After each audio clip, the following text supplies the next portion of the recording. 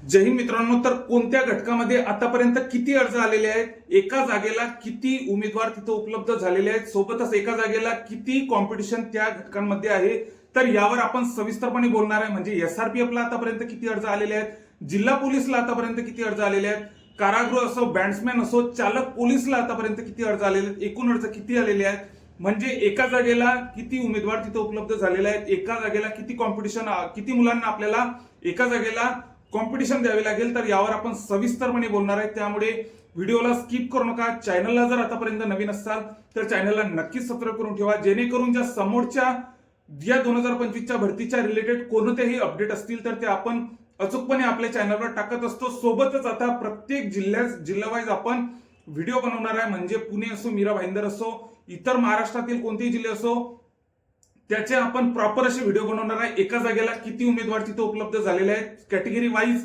आपल्याला किती टोटल करावे लागेल, जेणेकरून आपला सिलेक्शन यादीमध्ये नाव येईल, याच्याबद्दल पण आपण सविस्तरपणे व्हिडिओ बनवणार आहे. त्यामुळे चॅनलला नक्कीच सबस्क्राईब करून ठेवा. तर आता आपण पाहूयात, जे 15,600 प्लस जागा होत्या, तर याच्यासाठी एकूण अर्ज किती आलेले आहेत, तर आपल्याला 16,52,850 इतके अर्ज या 2025च्या भरतीमध्ये आलेले आहेत.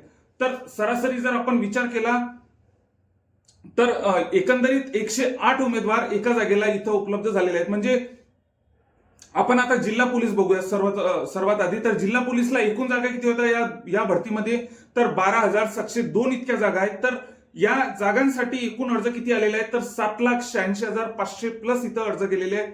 जे की एका जागेला जर आपण विचार केला तर एका जागेला 62 उमेदवार इथं उपलब्ध झालेले आहेत.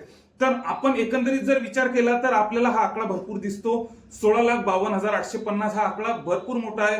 पण या सर्वांचं कॉम्पिटिशन आपल्याला आहे का, तर मुळात नाहीच. कारण की यामध्ये भरपूर असे घटक असतात. समांतर आरक्षण असो, सामाजिक आरक्षण असो, तर समांतर आरक्षणामध्ये भरपूर असे घटक येतात. माजी सैनिक, प्रकल्पग्रस्त, भूकंपग्रस्त, महिला, होमगार्ड, अंशकालीन, असे बरेचसे घटक येत असतात की त्यांचं कॉम्पिटिशन आपल्याला मुळात नसतेच कॅटेगरी वाईज असो. तर हा आकडा फक्त आपल्याला दिसायला असतो, इतक्यांचं आपल्याला कॉम्पिटिशन मुळात नसतेच. त्यामुळे घाबरून न जाता पूर्णचा पूर्ण फोकस आपल्या मैदानावर, आपल्या लेखीवर चांगला फोकस करा, योग्य नियोजन करा. कारण नियोजनामध्ये भरपूर अशी ताकद असते. तुम्ही जो विचार करसाल तोच तुमचा सत्यात उतरेल.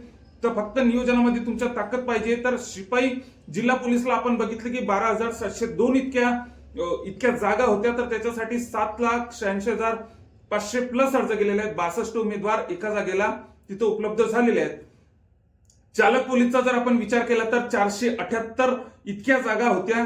तर 478 जागांसाठी 1,80,000 इतके अर्ज गेलेले आहेत. जे की 376 इतकं कॉम्पिटिशन एका जागेला आहे. 376 कॅन्डिडेट एका जागेला, इतकं कॉम्पिटिशन चालक पोलीसला आपल्याला इथं दिसून येते.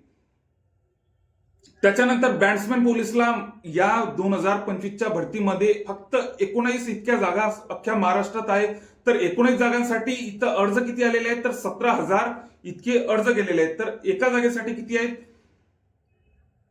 एका जागेसाठी आपल्याला इथं 895 इतके उमेदवार एका जागेसाठी आपल्याला दिसतात. पण बॅट्समॅन पोलीसमध्ये जर भरती व्हायचं असेल, ज्यांनी बॅट्समॅन पोलीस भरती केलेली असेल त्यांना माहितीच आहे की प्रॅक्टिकल किती कठीण होत असते. याचं प्रॉपरच प्रॅक्टिकल होतं. ज्यांना प्रॉपर वाद्याचं ज्ञान असते त्यांचंच इथं सिलेक्शन होत असते बॅट्समॅन पोलीसला.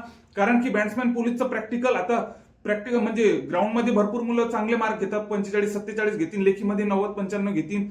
तरीही प्रॅक्टिकल खूप महत्वाचं असते. म्हणजे ज्यांना म्हणजे बॅट्समॅन पोलीसचा जर आपण विचार केला तर ज्यांना प्रॅक्टिकल चांगले येते, ज्यांना संबंधित वाद्य म्हणजे ट्रम्पेट असो बऱ्यापैकी चांगल्या प्रमाणात वाजवता येते, प्रॉपर 19-20 यामध्ये चालत नसते. त्यामुळे बॅट्समॅन पोलीस भरती ही बऱ्यापैकी कठीण भरती असते. यामध्ये बऱ्यापैकी आपल्याला प्रॉपरच माहिती आपल्याला हवी असते. त्यामुळे ज्यांना प्रॉपर ट्रम्पेटचं वगैरे जे संबंधित वाद्यांचं जर चांगलं ज्ञान असेल तर घाबरून न जाता 17,000 जरी अर्ज आलेले आहेत तरी 19 जागेमध्ये तुमची एक जागा आहे हे निश्चित आहे, योग्य नियोजन जर केलं तर. त्याच्यानंतर कारागृह पोलीसला 554 इतक्या या भरतीमध्ये जागा होत्या. तर एकूण अर्ज किती आलेले आहेत, तर 374 3,74,350 प्लस अर्ज गेलं. इथं कारागृह पोलीसला आलेले. तर एकूण एका जागेला किती कॅन्डिडेट आहेत, तर 603 इतके उमेदवार एका जागेला आहेत. एका जागेला इतकं कॉम्पिटिशन, 603 इतकं कॉम्पिटिशन आहे. त्याच्यानंतर एसआरपीएफचा जर विचार केला तर एसआरपीएफला 1652 इतक्या जागा होत्या. तर 1652 जागांसाठी किती अर्ज आलेले आहेत, तर 3,35,000 इतके अर्ज गेलेले आहेत, जे की एका जागेसाठी 202 इतके कॅन्डिडेट तिथं उपलब्ध आहेत. म्हणजे 202 इतके एका जागेला कॉम्पिटिशन आहे तिथं. तर एकंदरीत आता फक्त आपण आता जर विचार केला तर आपल्याला आकडा हा भरपूर असा मोठा वाटतो. कारण की 16,52,850 इतके अर्ज या 2025च्या भरतीमध्ये 15,600 प्लस जागांसाठी इथं इतके अर्ज आलेले आहेत. पण हे जे एवढे 16,52,000 आपल्याला अर्ज दिसतात, यांचं मुळात आपल्याला कॉम्पिटिशन असते का, तर मुळात नसतेच. कारण की यामध्ये भरपूर असे कॅटेगरी असते, सामाजिक आरक्षण असो, समांतर आरक्षण असो, असे भरपूर असे घटक असतात की आपलं दूर यांचा ना आपल्या बऱ्याचशा मुलांचा आणि आपलं दूर आपलं कॉम्पिटिशन नसते. फक्त कॉम्पिटिशन कुठे येऊन जाते, ओपन मध्ये सर्वांना आपल्याला कॉम्पिटिशन द्यावं लागते. पण ज्या कॅटेगरी असतात, फक्त कॅटेगरी आपल्याला माहितीच आहे की कॅटेगरीच्या मुलांनाच आपल्याला कॉम्पिटिशन द्यावं लागते. कारण की आता हा आकडा भरपूर असा आहे 16,52,850, पण मुळात यांचं आपल्याला कॉम्पिटिशन नसतेच. हा आकडा बघून नक्कीच घाबरू नका. आपला योग्य असं नियोजन करा की आपलं सिलेक्शन होईलच. म्हणजे नियोजनामध्ये इतकी ताकद असते की तुम्ही जे नियोजन, जर तुमच्या नियोजनामध्ये जर चांगली ताकद असेल तर तुम्ही जो विचार करसाल तेच तुमच्या सत्यात घडणार आहे. तर 16,52,850 इतके फक्त हे अर्ज दिसायला आहे. तर बऱ्यापैकी यामध्ये नवीन मुलं असतात, बऱ्यापैकी यामध्ये नवीन मुलं असतात, बऱ्यापैकी ज्यांची काहीच तयारी नसते तसे पण भरपूर असतात. तर हा आकडा दिसायला असतो, इतकं वगैरे काही कॉम्पिटिशन नसते. त्यामुळे आपला जो आता संबंधित जिल्ह्यामध्ये, समजा आता तुम्ही पालघर जिल्ह्यामध्ये जर आपण अर्ज भरलेला असेल, तर मागच्या वर्षी कट ऑफ आपल्या कॅटेगरीचा किती गेला होता, मागच्या वेळेस एसपी कोण होते त्या संबंधित जिल्ह्यामध्ये, यावेळेस पण एसपी तेच आहेत का, या सर्व गोष्टींचा विचार करून योग्य त्या अभ्यास करा, योग्य ते नियोजन करा. नियोजनामुळे सर्व काही शक्य होते. कारण की दिशा आपल्याला सर्व काही दिशेवरच आहे. तर योग्य नियोजन करा.